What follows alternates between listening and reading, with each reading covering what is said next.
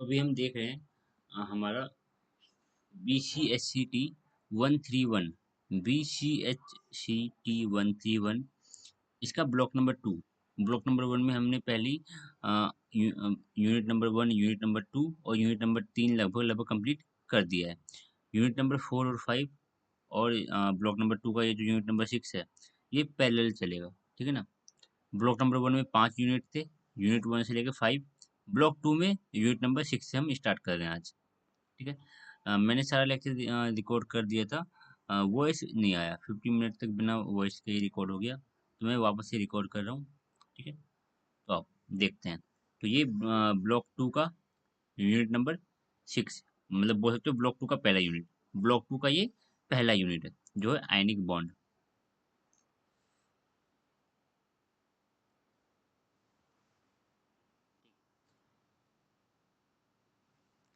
Introduction की बात कर लेते हैं। इन अर्लियर यूनिट 1 से लेकर 5 तक हमने कॉन्सेप्ट रिगार्डिंग एटॉमिक स्ट्रक्चर पढ़ा। ठीक है ना।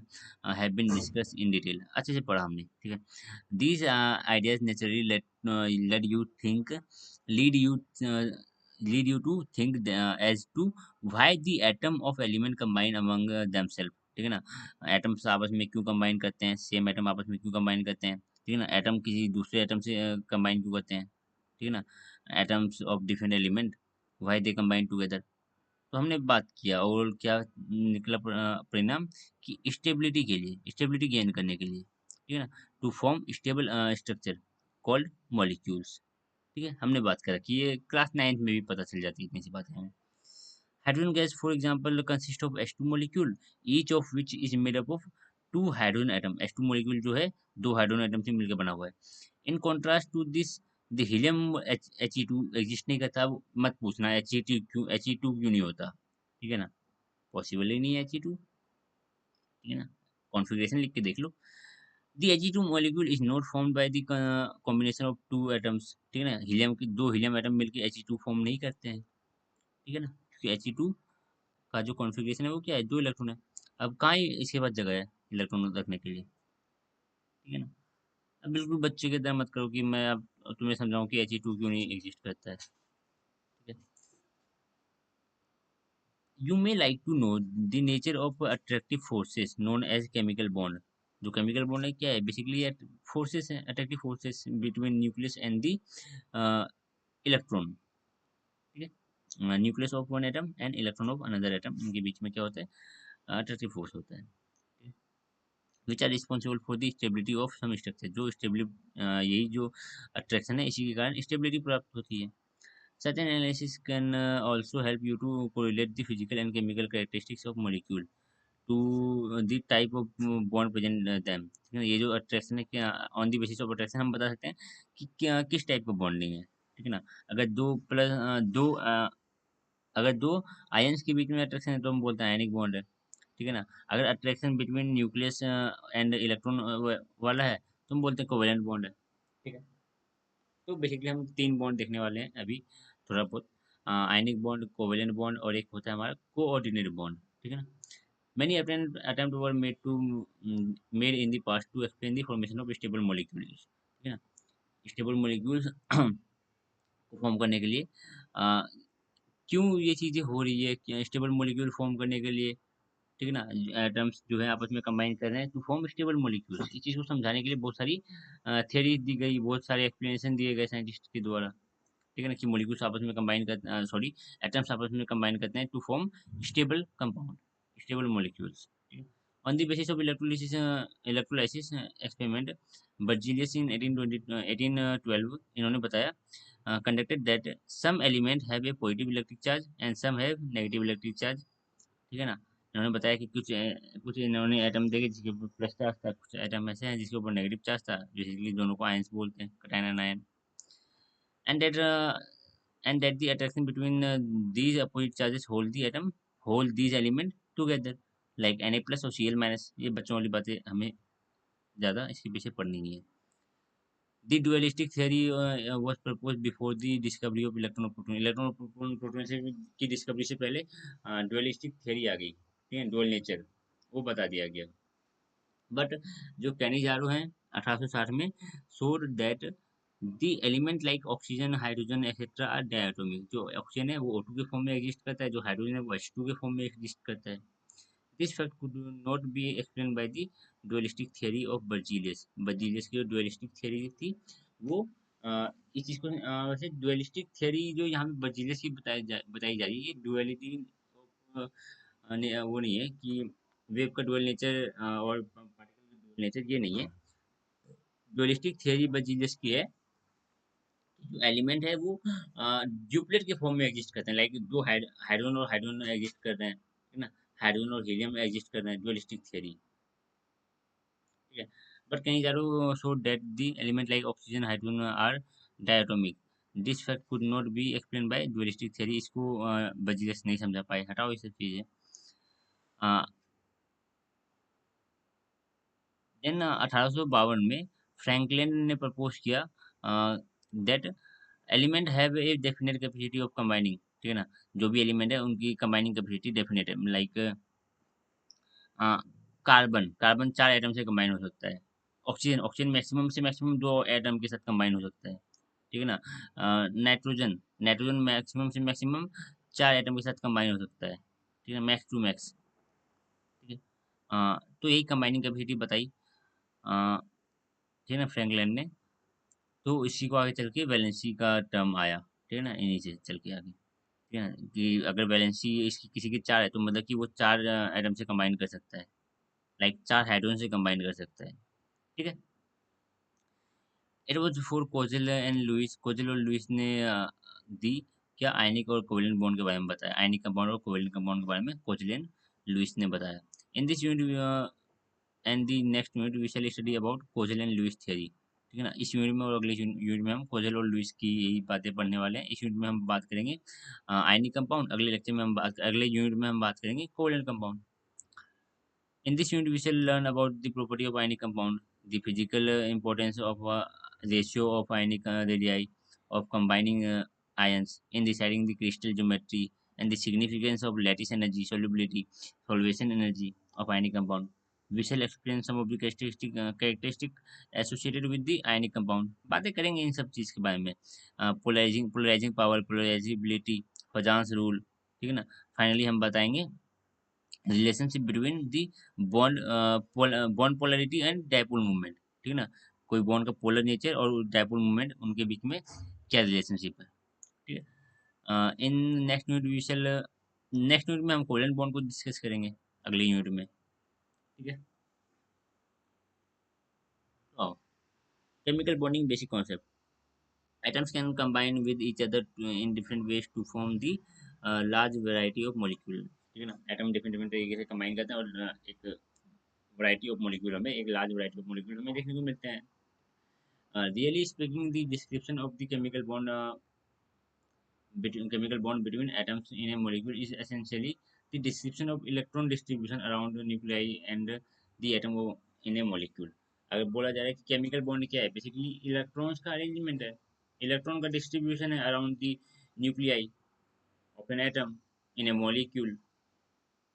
और क्या है, क्या एक्चुअल वहाँ पे कोई डंडी लगी होती है क्या, कोई कोई बॉन्ड, कोई ब्रिज बनी होती है क्या, नहीं, इलेक्ट्रॉन का डिस्ट्रीब्यूशन है। ठीक है ना, ऐसा रखो डिस्ट्रीब्यूशन सो दैट पूरे मॉलिक्यूल की जो एनर्जी है वो एनर्जी कम आए, पूरे मॉलिक्यूल की एनर्जी कम हो जाए और मॉलिक्यूल की स्टेबिलिटी बढ़ जाए। हम जानते हैं इस चीज़ को।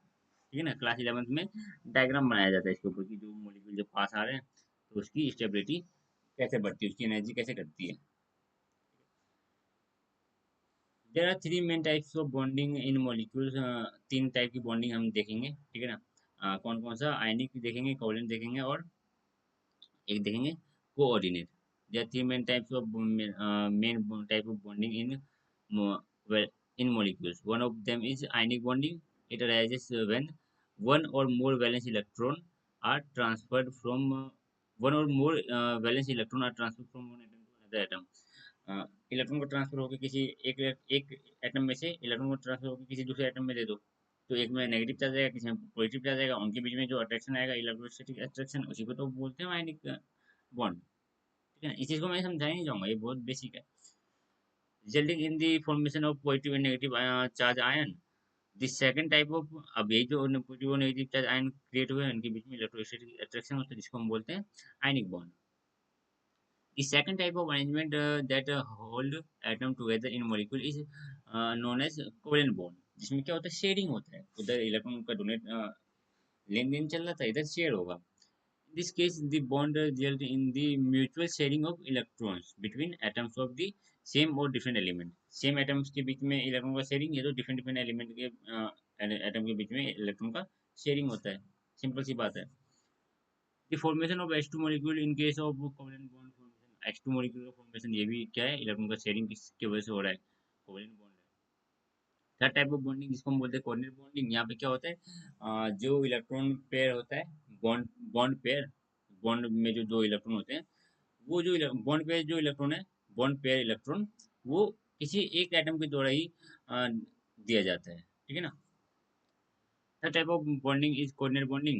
It arises when both the shared electron are provided by the one atom only.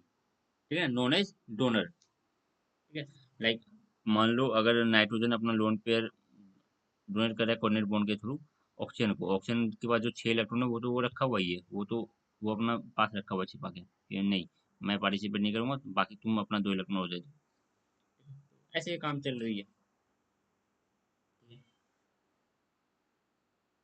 A coordinate bond differs from the covalent bond only in mode of formation। दोनों का फॉर्मेशन होने का तरीका अलग अलग है, ठीक है। यहाँ पे क्या हो रहा है कि नाइट्रोजन ही कोई एक एटम ही दोनों इलेक्ट्रॉन प्रोवाइड कर देता है बॉन्ड बनने के लिए, उधर एक एटम एक इलेक्ट्रॉन, दूसरा एटम दूसरा इलेक्ट्रॉन और बॉन्ड बन जाता है। बाकी दोनों बॉन्ड में और कोई डिफरेंस नहीं है। एक बार जब बॉन्ड फॉर्म हो जाता है नाइट्रोजन, एक बार जब बॉन्ड फॉर्म हो जाता है कोवैलेंट बॉन्ड, कोऑर्डिनेट बॉन्ड, तो आप डिफरेंस नहीं बता सकते कि कोऑर्डिनेट बॉन्ड और कोवैलेंट बॉन्ड में क्या डिफरेंस है, ठीक है ना। बस दोनों में डिफरेंस क्या है, इनका फॉर्मेशन, इनके बनने का तरीका अलग है। कोऑर्डिनेट बॉन्ड बनने का तरीका अलग है, उसका वो बॉन्ड फॉर्म होने का तरीका अलग है। Once a coordinate bond is formed there is no way to distinguish it from the covalent bond. एक बार अगर कोऑर्डिनेट बॉन्ड बन गया तो कोऑर्डिनेट बॉन्ड और कोवैलेंट बॉन्ड में आप डिस्टिंग्विश नहीं कर सकते कि दोनों में क्या अंतर है, क्या है, ये वो है, कुछ नहीं, एक समान है दोनों। The salient feature of three types of bond described in table।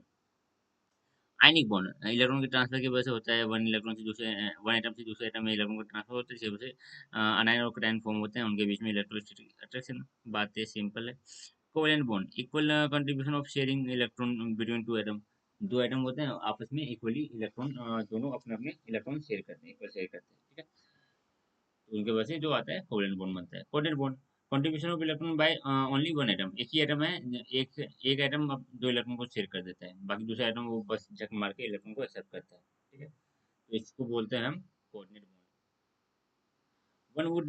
One would like to know the factors on which the tendency of an atom to transfer or share or more of its electron depends। ठीक है ना, कि electron, कोई electron gain कर रहा है, कोई electron lose कर रहा है, कोई इलेक्ट्रॉन शेयर कर रहा है, तो क्या टेंडेंसी है, कितनी टेंडेंसी है, क्या टेंडेंसी है उसकी इलेक्ट्रॉन को शेयर करने की, क्या टेंडेंसी है उसको उसकी की कोई भी एटम कि वो इलेक्ट्रॉन को गेन करे, क्या टेंडेंसी है एटम की कि वो इलेक्ट्रॉन को लूज करे, ठीक है ना।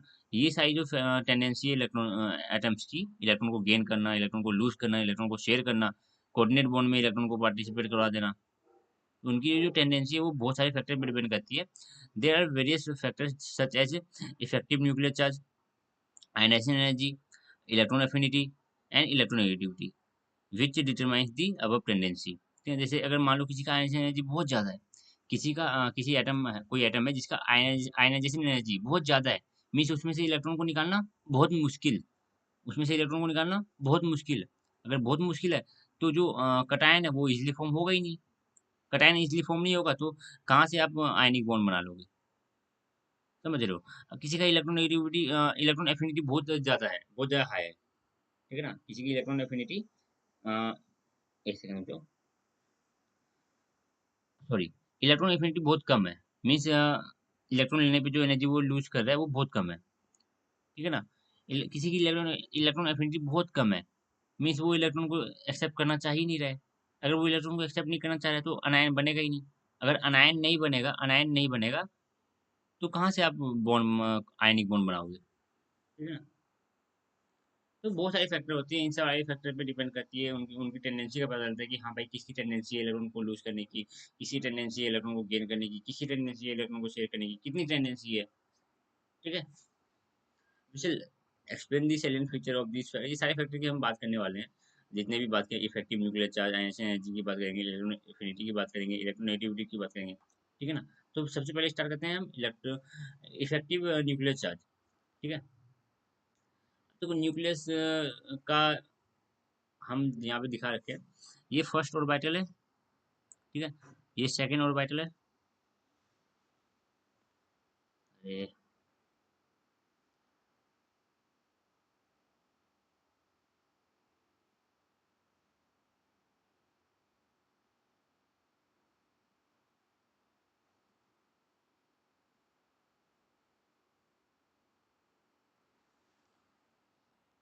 यहाँ पे आपको तीन ऑर्बिटल दिख रहे हैं। ठीक है ना। अब क्या है ना, जो इनर वाले जो ऑर्बिटल हैं उनके इलेक्ट्रॉन को ये जो न्यूक्लियस है वो ज्यादा अच्छे से अट्रैक्ट करके रखा होगा।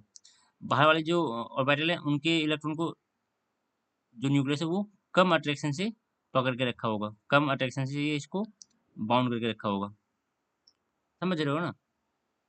तो जेड इफेक्टिव हम Z effective effective nuclear charge define करते हैं हम कि जो इलेक्ट्रो जो हमारा न्यूक्लियस है, ठीक है ना, वो कितने वो कितने फोर्स से हमारे आउटरमोस्ट इलेक्ट्रॉन को बाउंड करके बाइंड करके रखा हुआ है। ठीक है ना। The nucleus has over an electron in a particular level is decreased by other electron in the same and lower levels. In an atom with atomic number Z, कोई एटम है जिसका एटॉमिक नंबर Z है, the effect of nuclear charge is not felt uniformly by electron of the various orbital. शायद different different orbital है, orbital number 1 2 3, शायद orbital का में जो न्यूक्लियस का चार्ज है वो एक समान यूनिफॉर्म नहीं है। ठीक है ना। The extent to which the other electron decreases the nuclear charge over a particular electron is given by the screening effect. एक स्क्रीनिंग कांस्टेंट आ जाती है यहाँ पे। Hence the effective nuclear charge जो Z है, Z star is given by Z star है effective nuclear charge की, ये चार्ज अवेलेबल है बाहर वालों के लिए। मान लो न्यूक्लियस का चार्ज है 50, ठीक है ना, 50 प्रोटॉन है, लेकिन 50 अगर मान लो ये सारी चीजें हटा दो, हमने ये सारी चीजें हटा दी। अब बोला कि अब हमने बोला कि न्यूक्लियस में 50 प्रोटॉन है। अब ये जो 50 प्रोटॉन इसको एक सेकंड यार, हमने बोला कि न्यूक्लियस में 50 प्रोटॉन है। अब ये जो 50 प्रोटॉन जिस इस मजबूती से पकड़ के रखेंगे ना ये आउटर मोस्ट इलेक्ट्रॉन को, वो बहुत अच्छा होगा। ठीक है ना। लेकिन जैसे ही हम बोले कि हम बीच में भाई क्या कर रहे हैं, हम बीच में सेल लगा दिए। अब जिस मजबूती से पकड़ रखा है वो 50 वाला नहीं है, वो 50 प्रोटॉन जिस मजबूती से पकड़ रखा था, अब अब वो उस मजबूती से नहीं पकड़ा हुआ है।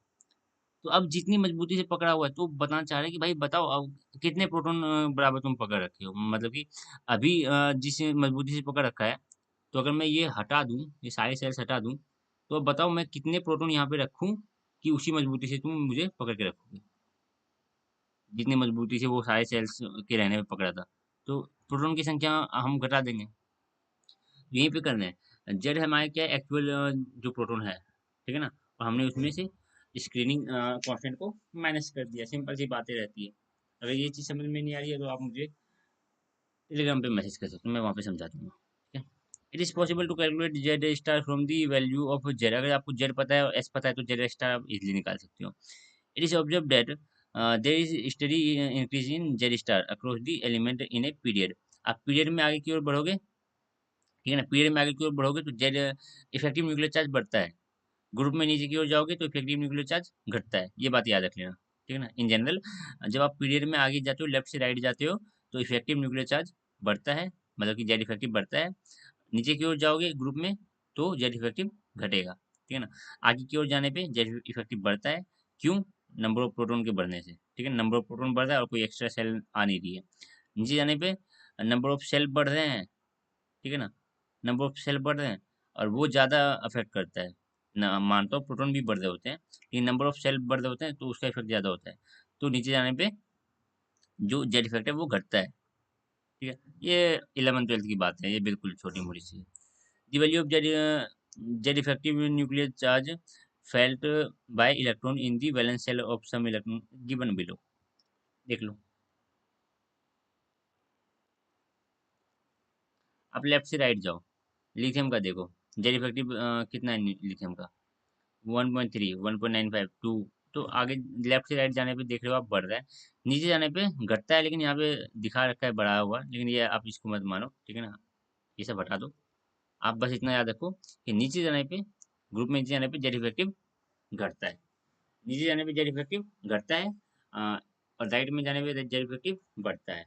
जेड इफेक्टिव इंक्रीज करता है, राइट में जाने पे इंक्रीज करता है, नीचे जाने पे जेड इफेक्टिव घटता है, ये याद रखना।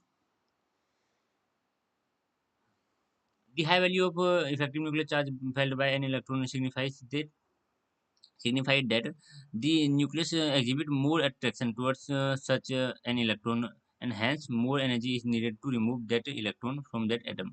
बोल जा रहे हैं लेफ्ट से राइट आप जा रहे हो तो जेड इफेक्टिव बढ़ रहा है, इसका मतलब क्या है कि जो लेफ्ट से राइट जाने पे राइट साइड में जितने भी एलिमेंट्स हैं, राइट साइड में जितने एटम हैं, उनको, उनके आउटर मोस्ट इलेक्ट्रॉन को ज़्यादा मजबूती से, ज़्यादा अट्रैक्शन से न्यूक्लियस ने पकड़ा हुआ है, ठीक है ना, होल्ड किया हुआ है। मीन्स अगर मैं बोलूँ तो बोलूँगा कि फ्लोरीन का जो इलेक्ट्रॉन है, फ्लोरीन में जो आउटरमोस्ट इलेक्ट्रॉन है, उसको ज़्यादा अट्रैक्शन से बाउंड किया हुआ है न्यूक्लियस ने, एज कम्पेयर टू लिथियम। ठीक है, क्लोरीन, आर्गन की बात कर रहे थे, आर्गन में जो आउटरमोस्ट इलेक्ट्रॉन है, आर्गन में जो आउटरमोस्ट इलेक्ट्रॉन है, उसको न्यूक्लियस ने ज़्यादा मजबूती से पकड़ा हुआ है, ज़्यादा मजबूती से होल्ड किया हुआ है, एज कम्पेयर टू पीछे के सारे जो भी है, क्लोरीन, सल्फर, फॉस्फोरस, सिलिकॉन। ठीक है, और ज़्यादा मजबूती से पकड़ा हुआ है आउटरमोस्ट इलेक्ट्रॉन को, तो उसको निकालना उतना ही मुश्किल हो जाएगा। ठीक है, ज़्यादा मजबूती से पकड़ा हुआ है आउटरमोस्ट इलेक्ट्रॉन को, तो उसको, उस इलेक्ट्रॉन को निकालना मुश्किल हो जाएगा, मीन्स आपका आयनिशन एनर्जी बढ़ जाएगा। From effective nuclear charge value given in table 6.2, you can infer that loss of valence shell electron is more difficult from argon। Means argon में से एक इलेक्ट्रॉन निकालना है अगर आपको, तो ज़्यादा मेहनत लगेगी as compare to sodium. Argon में से इलेक्ट्रॉन निकालना है तो ज़्यादा मेहनत लगेगी, क्योंकि आर्गन में जो आर्गन के केस में जेड इफेक्टिव ज़्यादा है, आउटरमोस्ट इलेक्ट्रॉन को ज़्यादा टाइटली बाउंड कर रखा है न्यूक्लियस ने। सोडियम के केस में नहीं, सोडियम के केस में उल्टा है, आउटरमोस्ट इलेक्ट्रॉन को ज़्यादा टाइटली बाउंड नहीं किया हुआ है, ठीक है, जेड इफेक्टिव इधर कम है। ठीक है, तो इस सोडियम में से एक इलेक्ट्रॉन निकालना बहुत ईजी है, आर्गन में से एक इलेक्ट्रॉन को निकालना मुश्किल पड़ जाएगा, तो आर्गन प्लस का बनना मुश्किल है as compare to sodium plus का बनना। Anyhow, value of Z star alone are not sufficient to make a generalization regarding cation and positive charge formation। ठीक है ना, कि पॉजिटिव चार्ज फॉर्मेशन या जो कटायन का फॉर्मेशन, ठीक है ना, कटायन और पॉजिटिव चार्ज से एक ही चीज़ है, एक्स कोई भी एलिमेंट है एक्स प्लस, इसको बोलते हैं कटायन, इसी को बोलते हैं पॉजिटिव चार्ज। ठीक है ना, तो कोई ये जो फॉर्म होता है कटायन का फॉर्म होना, ये बस जेड इफेक्टिव पे डिपेंड नहीं करता, ठीक है ना, कटायन का फॉर्म होना हाँ जेड इफेक्टिव पे भी डिपेंड करता है, बस जेड इफेक्टिव पे के बेसिस पे आप बता दोगे नहीं, ऐसा नहीं है, आयनेशन एनर्जी पे भी डिपेंड करती है।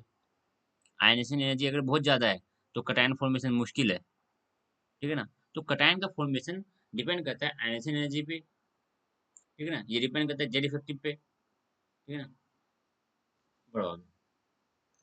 You shall study about the other factor concerning cation formation, अभी आगे बढ़ने वाले हैं, आयनेशन एनर्जी आई गई।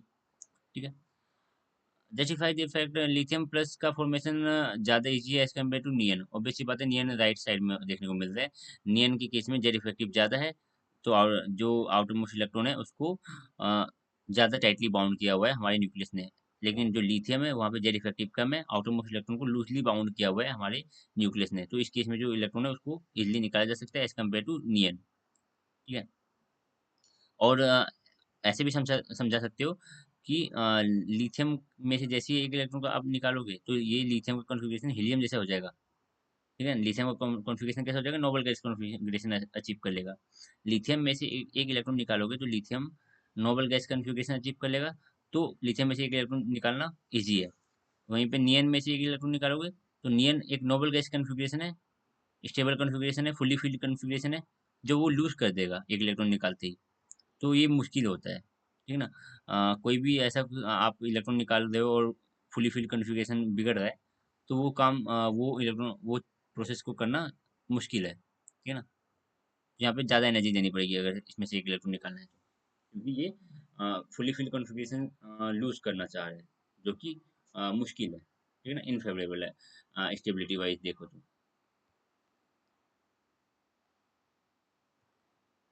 बात करते हैं हम आयनाइजेशन एनर्जी की।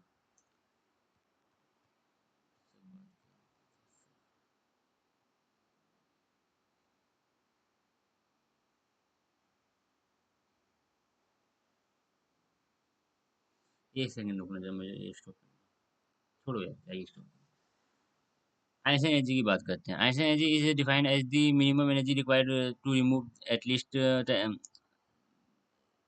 Sorry, Einstein energy is defined as the minimum energy जो जरूरत रहेगा, जो जिसकी हमें जरूरत पड़ने वाली है इलेक्ट्रॉन को निकालने के लिए, ठीक है ना? कहाँ से? एटम में से। एटम किस फेज में होना चाहिए? गैसेस फेज में से, ठीक है ना? 1 मोल, 1 मोल गैसियस एटम में से, देखो ऐसा बोलो, 1 मोल गैसियस एटम में से, ठीक है ना, इलेक्ट्रॉन को निकालने के लिए जो मिनिमम एनर्जी लगने वाली है उसी को हम बोलते हैं आयनाइजेशन एनर्जी। आयनाइजेशन एनर्जी किसी एक एक इलेक्ट्रॉन के लिए एक एटम के लिए डिफाइन नहीं की जाती कि एक एटम में से एक इलेक्ट्रॉन को निकालने के लिए जो एनर्जी लगने वाली, नहीं।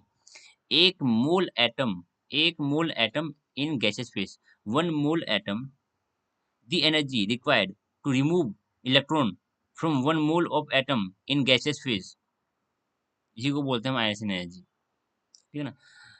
The unit for ionisation energy is kilo joule per mole, देखो पर मोल के लिए डिफाइन की जाती है इसको, कितना एनर्जी लगा, कितना किलो जूल एनर्जी लगा आपको पर मोल के लिए। And we use symbol I for the representation of ionisation energy, ठीक है ना? Ionisation energy in electron volt ionisation potential बोलते हैं। आयनाइजेशन एनर्जी को जब इलेक्ट्रॉन वोल्ट में दर्शाओगे तो इसको इलेक्ट्रॉन पोटेंशियल बोला जाता है। हमें हमारे काम की बात नहीं है ये। For an element X, the formation of singly charged cation can be represented, ऐसा कुछ दिख सकता है। X कोई गैस है, इसमें से एक इलेक्ट्रॉन आपने निकला तो X प्लस बन गया। इन केमिकल रिएक्शन G का मतलब होता है गैस, L का मतलब लिक्विड, S का मतलब solid. The energy required for the above process I, ठीक है ना, ionisation energy is called first ionisation energy, ठीक है ना? कोई भी एटम है, उसमें से किसी भी एटम में से एक इलेक्ट्रॉन निकालो, पहला इलेक्ट्रॉन निकालो, तो फर्स्ट आयंसन एनर्जी। किसी भी एक एटम के लिए मत बोलना, ठीक है ना? 1 मोल के लिए पहला इलेक्ट्रॉन निकालना है तो first ionisation energy, first ionisation energy. दूसरा इलेक्ट्रॉन निकालना है उसी एटम में से जिसमें से आपने पहला इलेक्ट्रॉन निकाला है, दूसरा इलेक्ट्रॉन निकालना है तो सेकंड आयंसन एनर्जी। अभी भी मन नहीं भरा, तीसरा इलेक्ट्रॉन निकालो तो थर्ड आयंसन एनर्जी। ये सब बातें हमने लोग क्लास में पढ़ रखी है, मुझे ये बताएंगे जरूरत नहीं। In the case of multi electron atom, जिसमें बहुत सारे इलेक्ट्रॉन है, तो उसमें से हम ज्यादा इलेक्ट्रॉन भी निकाल सकते हैं। More than one electron can be remove. This is second, third and higher ionisation energy possible है वहाँ पे। First ionisation energy, second ionisation energy, third ionisation energy and fourth ionisation energy possible है। It is also observe that second ionisation energy जो है वो हमें generally, in general, देखो हमेशा इन जनरल नहीं बोलना, इन जनरल जो सेकंड आयंसन एनर्जी है वो ज्यादा होता है as compare to first ionisation energy. Means आपने पहला इलेक्ट्रॉन निकाला तो आपको एनर्जी लगा कुछ, दूसरा एनर्जी इलेक्ट्रॉन निकाला तो आपको एनर्जी लगा कुछ, लेकिन दूसरा इलेक्ट्रॉन निकालने में ज्यादा एनर्जी लगता है एज कम्पेयर टू जो आप जब आपने पहला इलेक्ट्रॉन निकाला था, ठीक है? तो फर्स्ट आयंस एनर्जी हमेशा कम होती है as compare to second ions energy. ये तो उल्टा बोल लो, सेकंड आयंस एनर्जी ज्यादा होती है as compare to first ions energy in general.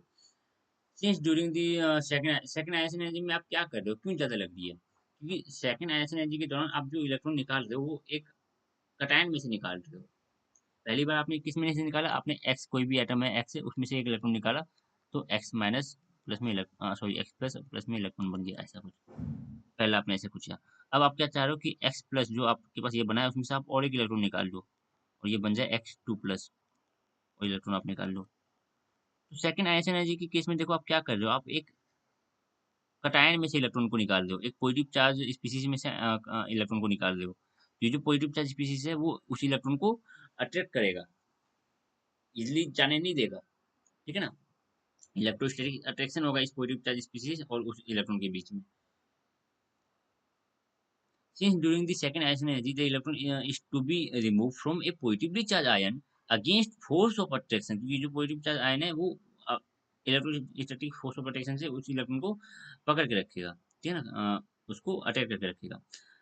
Normally ion energy means first ion energy. अगर मैं कोई भी सिंपली बोलता है कि ion energy of sodium is इतना, तो समझो फर्स्ट आयन एनर्जी की बात कर रहे हैं, ठीक है ना। इन table 6.1 the ion energy of कुछ एलिमेंट का आयन एनर्जी मेंशन है with star mark indicate second ion energy. जहाँ पे भी स्टार मार्क है वो सेकंड आयन एनर्जी है। लाइक आप यहाँ पे देखो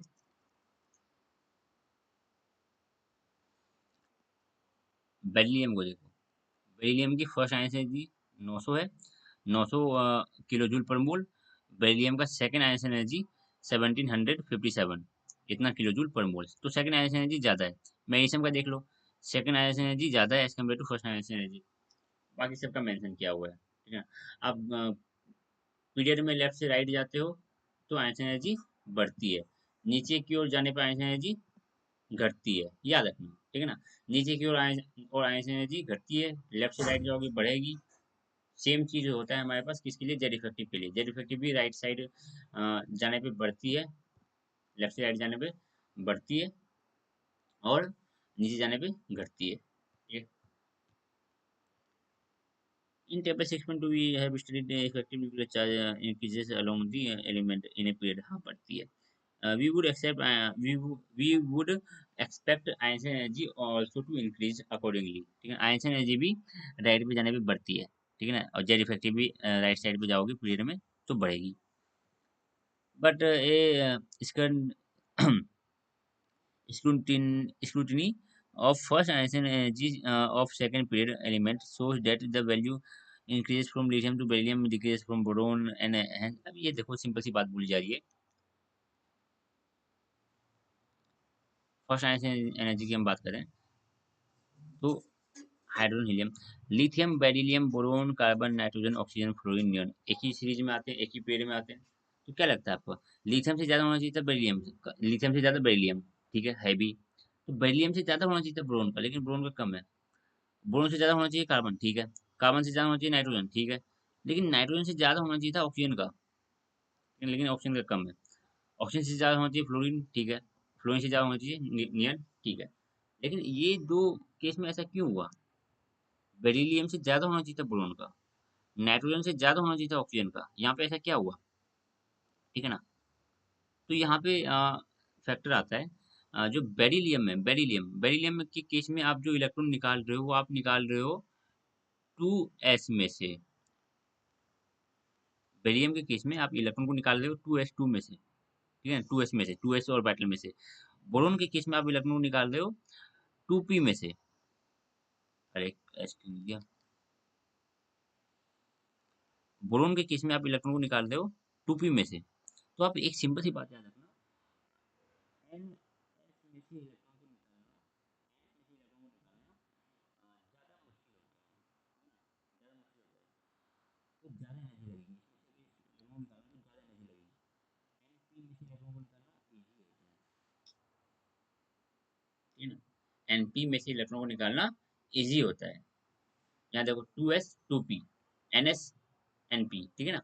तो ns में से इलेक्ट्रॉन को निकालना मुश्किल होता है, np में से इलेक्ट्रॉन को निकालना ईजी होता है, ठीक है।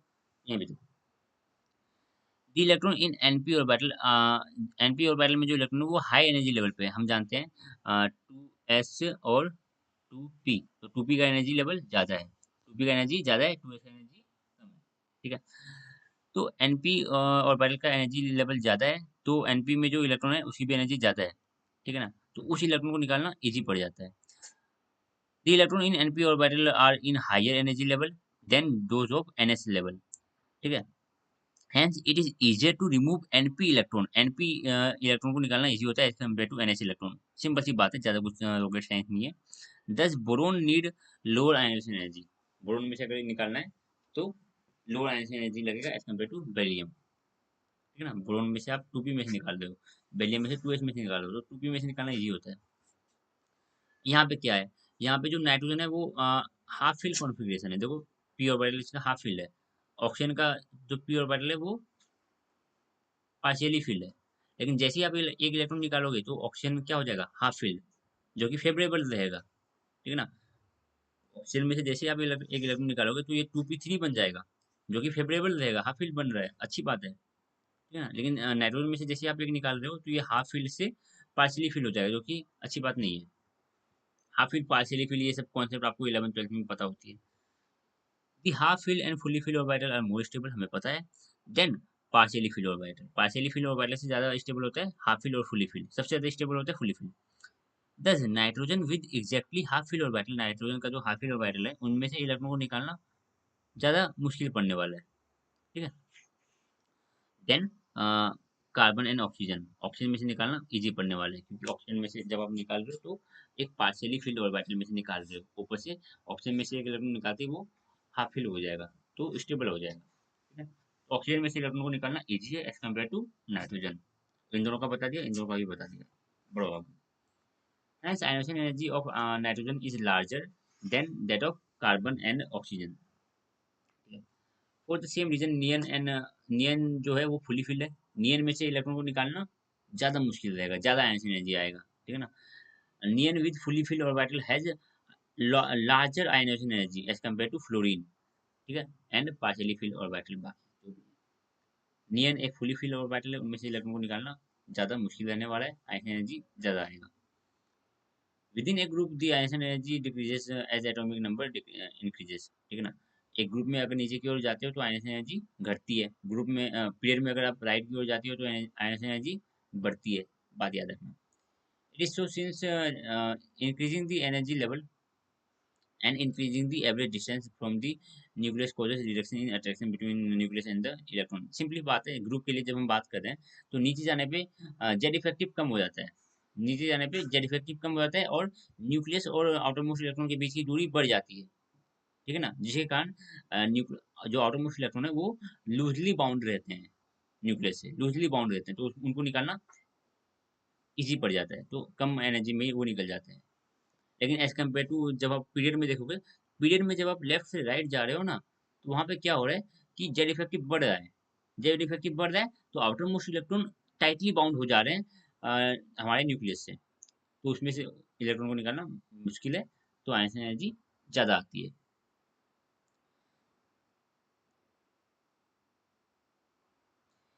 With this background you can understand the decrease in ions energy, नीचे जाने पे आयंस एनर्जी क्यों घटती है, लेफ्ट से राइट जाने पे क्यों बढ़ती है, ये आप समझा सकते हो, ठीक है ना।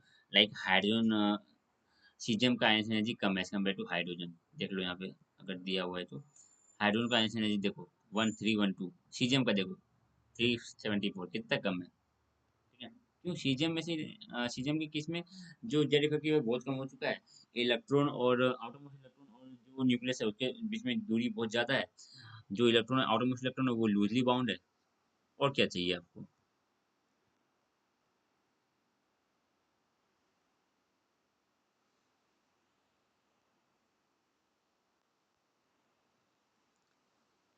The high ionization energy of noble gas indicate that great stability of this configuration। Noble की जो आयनिक एनर्जी होती है वो बहुत ज्यादा होती है, क्यों, नोबल का जो कॉन्फ़िगरेशन है वो ऐसा है NH2 NP6 एक्सेप्ट हीलियम को छोड़कर, ठीक है ना। तो ये जो कॉन्फ़िगरेशन है वो बहुत ज्यादा स्टेबल होता है, ये क्योंकि ये फुली फिल्ड कॉन्फ़िगरेशन है, अब इसको क्या ही समझाना, आप पढ़ते आ रहे हो, ठीक है ना। Non in general noble gas configuration हम इसको बोलते हैं। You will soon see that alignment attainment of noble gas configuration is one of the guiding factor in bonding formation. कोई भी एटम, कोई भी एलिमेंट बॉन्डिंग करके क्या क्या क्या करना चाहता है, वो चाहता है कि वो नोबल गैस कॉन्फ़िगरेशन अचीव कर ले, यही तो उनकी कामना होती है। When element of group one का जो एलिमेंट है वो एक इलेक्ट्रॉन जैसी लूज करेगा तो वो क्या हो जाएगा, वो नोबल गैस कॉन्फ़िगरेशन अचीव कर लेगा। लाइक अगर सोडियम सोडियम एक इलेक्ट्रॉन लूज करता है तो वो नियन बन जाएगा, नियन के जैसा कॉन्फ़िगरेशन हो जाएगा। पोटेशियम एक इलेक्ट्रॉन लूज करती है, उसका जो कॉन्फ़िगरेशन है इलेक्ट्रॉनिक कॉन्फ़िगरेशन वो किसके जैसा हो जाएगा, वो हो जाएगा उसका आर्गन के जैसा। रुबीडियम, इसका एक इलेक्ट्रॉन लूज करती है, इसका जो कॉन्फ़िगरेशन है वो किसके जैसा हो जाएगा, क्रिप्टन जैसा हो जाएगा। तो अब ये समझ रहे हो।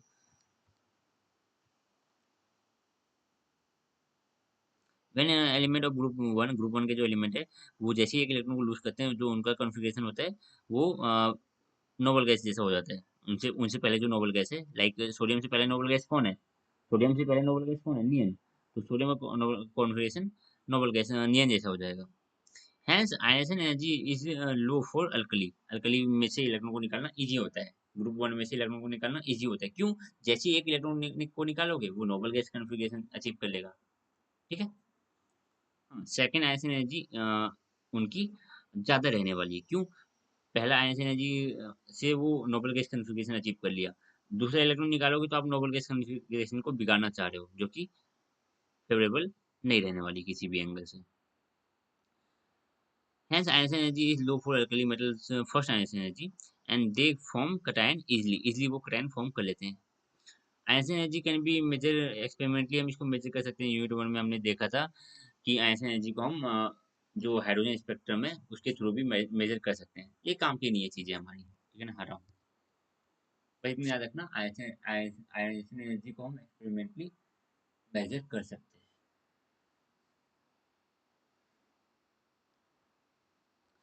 Ionization energy value of element are useful in deciding the electron configuration. Ionization energy की जो वैल्यू है वो इलेक्ट्रॉनिक कॉन्फ़िगरेशन को डिजाइन करने में बहुत इंपॉर्टेंट रोल प्ले करती है। हमें ज़्यादा नहीं जानना इसके बारे में।